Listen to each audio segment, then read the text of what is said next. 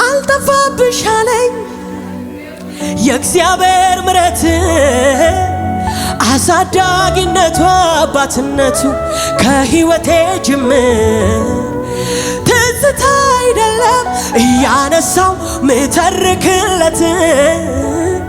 በሱ አይደለም እስካሁን ድረስ ያለሁት አልጠፋብሽ አለኝ ከልቤ ውስጥ የእግዚአብሔር ምሕረት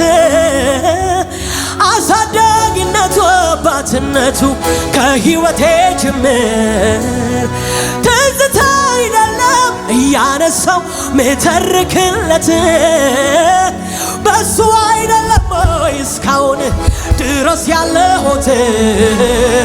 የእግዚአብሔር